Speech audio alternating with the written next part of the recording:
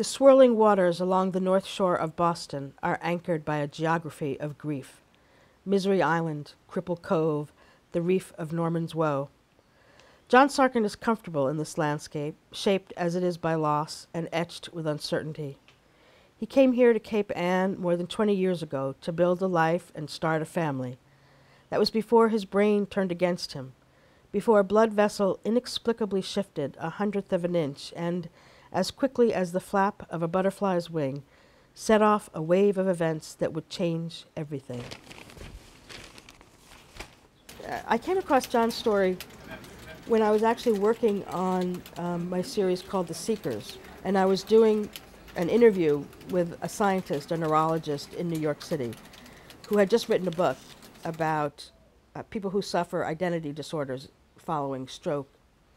And on the wall of his office was a piece of art, and you know, being a curious reporter, I asked him about it. He told me the story of John Sarin. What had happened was that this scientist, this neurologist, Todd Feinberg, had been on public radio.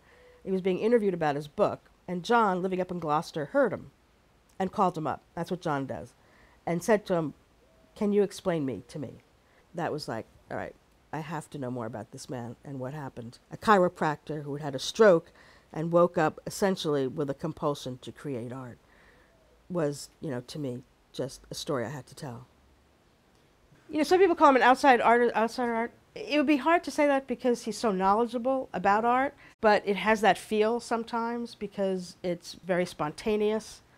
You know, he doesn't really think ahead of time what he's going to do. He just does it. John's art and his life are very much of the moment. I think storytelling for me began with language, and language began with sound. Sound and words were especially important to me when I was young because I was about 80% deaf as an infant. And my first memories of hearing were sounds, the sound of running water. I used to love to sit in the bathroom and watch the water go down the drain in the bathtub.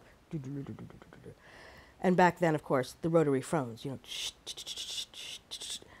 So I sort of began life with a fascination with sound, and I think that became a fascination with words. The one over here that looks like Mickey Mouse ears, it's a cactus. It's just very sweet, but it's cactus. And it's classic John. It's all the crosshatch lines. Crosshatch, crosshatch, crosshatch, crosshatch.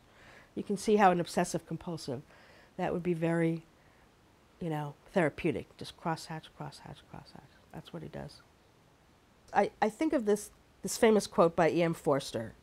He said the sentence, "The king died and then the queen died," is a story.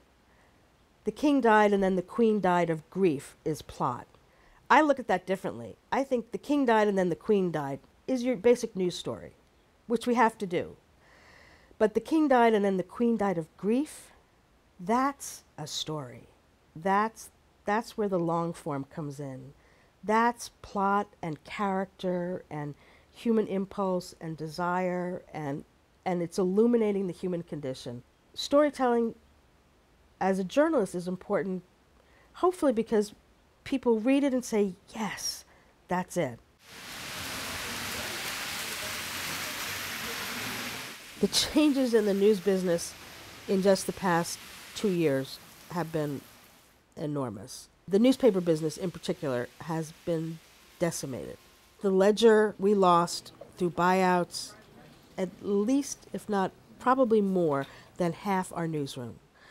We were cut to the bone. A lot of journalists have lost jobs. A lot of good journalists have lost jobs, and we need them. There is a sense of trust that comes with being a journalist, which is why, you know, if someone fakes something, you know, or plagiarizes something, you're out. How does a reader trust that person again? I mean, that's sacrosanct. And that means, hopefully, that when a reader comes to what you've written, they will trust that you are telling the truth as close to the truth as can be gotten. I especially like this because it was the first thing that he sent to me, and because it says start. And I didn't know that it would be the start of a long friendship and collaboration that would end with a series in the paper and then this year a book. John's art, like his life, is a puzzle that he's always putting together. And I think that's what storytellers do. And that's what human beings do, although most of the time they don't know that. I mean, the fact that when we dream, we are essentially in a state of, unconsciousness. And our dreams, our brain is working on its own, creating a story that we happen to remember. If our brains are working when we're sleeping, telling stories, then what more evidence could you have that that is essentially what we're all about? I think it's a fundamental human impulse. I think it's absolutely what makes us unique as a species, is that we must tell stories.